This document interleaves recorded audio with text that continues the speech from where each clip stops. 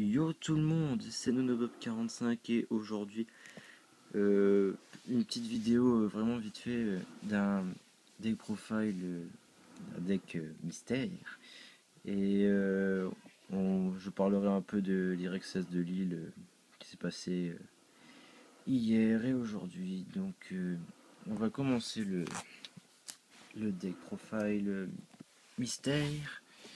Alors pour commencer on commence avec 2 rabbits. Donc rien de très bien spécial pour l'instant. Ensuite 3 héliotropes, colonie du mal. Donc ouais, maintenant c'est un deck qui Wilsworm que je vais vous présenter. Et Wilsworm, ce deck c'est une tuerie, c'est la révolution. C'est tout simplement très fort. Et il n'y a pas de mots à dire, c'est très fort. Donc ensuite 3 Thunderbird. Thunderbird c'est comme un Wind-Up Rabbit. Hein. Il y a un effet de carte qui est activé. Enfin là sur une carte, mon effet de carte est activé, on le bannit. Standby, prochaine standby il revient, il gagne plus 300. C'est tout simplement terrible. Ensuite 3 castors. Castor c'est fort aussi, c'est durant le tour invoqué, on peut invoquer normalement un Wilsworm en plus. Donc pour sortir les Exceed et tout ça, premier tour c'est très fort. Ensuite 3 Mandragora. Mandragora c'est assez fort aussi quand même, c'est comme un genre de cyberdé, c'est pas par exemple si l'adversaire contrôle un monstre ou plus et que nous on n'en a pas, qu'on l'invoque spé, c'est par exemple on en a 2 en main, l'adversaire a 2 monstres, si on a 2 en main on peut en invoquer spé, on peut invoquer spé les deux parce que c'est tant que l'adversaire contrôle plus de monstres que vous, donc c'est pas obligatoirement un seul. Enfin, si l'adversaire a un monstre et qu'on a une mandragora, on le spé quand même. Et si l'adversaire a 2 monstres et qu'on a 2 mandragora en main, on peut invoquer 2 mandragora, donc c'est plutôt fort quand même. Ensuite 2 Effect Veiler. Parce que Effect Veiler, on m'a dit que c'était une version où on pouvait mettre Effect Veiler dedans, je les ai rentrés, ça marche plutôt bien. Et pour finir un Dad. Dad c'est toujours et ça reste aussi fort. Ensuite pour les magiques, alors 3 pandémies d'infestation, alors ça c'est overcraqué.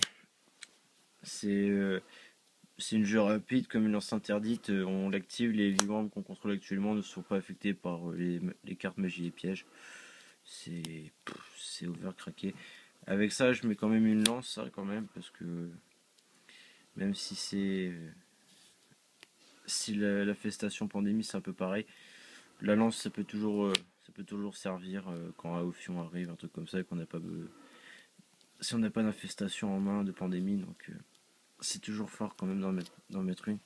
Ensuite 3 MST, on se protège quand même des MP adverses. Hein. Ensuite Book, ensuite Trinity Staple et une Rota. Une Rota, pourquoi? Parce que tout simplement parce que le Castor c'est un guerrier. Et c'est toujours pas mal de pouvoir aller tuto un petit guerrier first tour pour pouvoir vite sortir un Exceed. Ensuite pour les pièges, une infection d'infestation. Donc ça c'est quand même assez fort. Hein. C'est une piège continue. Et on mélange un monstre colonie de sa main ou qu'on contrôle, on le remet dans le main deck. Et on ajoute un monstre colonie depuis notre deck à notre main, donc c'est plutôt fort. Ensuite 2 bottom. Ensuite les cartes en un exemplaire, un torrent, une prison, les 2 solemnes, une évac, une mirror force, un starlight road, et pour les OTK je mets 2 trapstun parce que c'est assez facile de sortir beaucoup de choses dès le début. Donc voilà, trapstun pour les OTK c'est bien. Ensuite on va passer à l'extra. L'extra Ophion x2, donc lui c'est overcraqué aussi. Hein, donc, tant qu'il a du matériel, aucun joueur ne peut invoquer des monstres de minimum niveau 5 compris. Donc c'est tout simplement trop fort. On détache un matériel pour chercher une carte infestation. Donc voilà. Que dire de plus? Ensuite un Bahamut. Alors Bahamut c'est overcraqué, ça aussi c'est un Big Eyes amélioré. Il nous faut deux monstres colonie niveau 4. On détache un matériel, on se défausse d'un monstre colonie. Et on prend le contrôle d'un monstre adverse. Donc c'est trop fort. Ensuite, un Ouroboros. Ouroboros, c'est chaud à sortir, mais c'est quand même fort quand on le sort. On détache un matériel et on a trois effets possibles à faire. Donc on a soit de renvoyer une carte en main de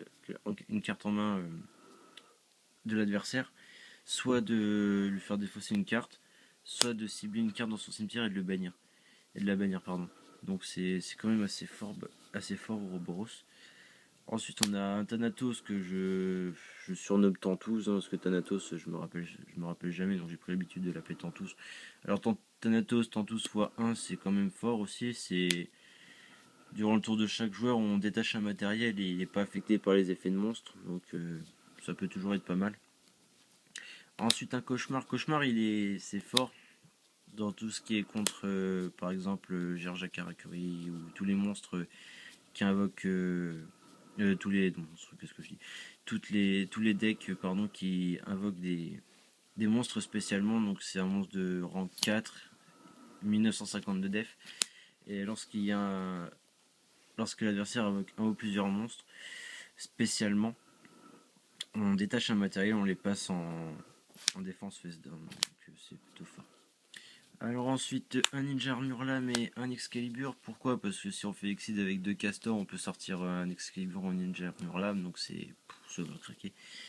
Ensuite un Number 39 Utopie, un Pipaillon, Maestroc, un Shockmaster, un Cafard que si je pouvais je rentrerais x2, parce que même le Cafard peut se faire protéger par la carte Pandémie d'infestation, parce que c'est les monstres colonies qui sont pas affectés, donc lui c'est un Cafard colonie chrome, donc c'est plutôt pas mal.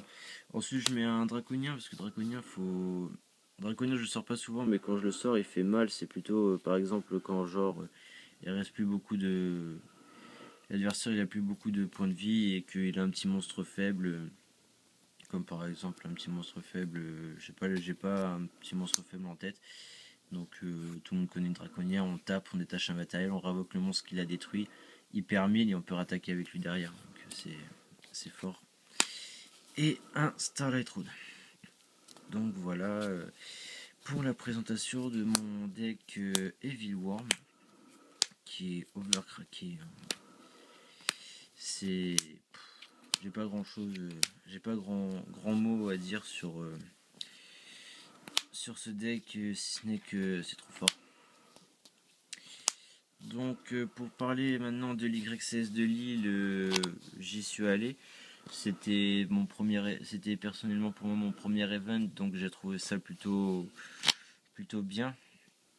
Même si je fais pas un résultat très potable, hein. Sur 7 rounds j'en perds 3, mais que des chatards, hein. De toute façon je ferai une vidéo de report demain, parce que après je vais sûrement faire filmer une vidéo de Tradbinder. Donc je vous expliquerai dans un report ce qui s'est passé à l'YCS de Lille, et je vais aller filmer mon Tradbinder.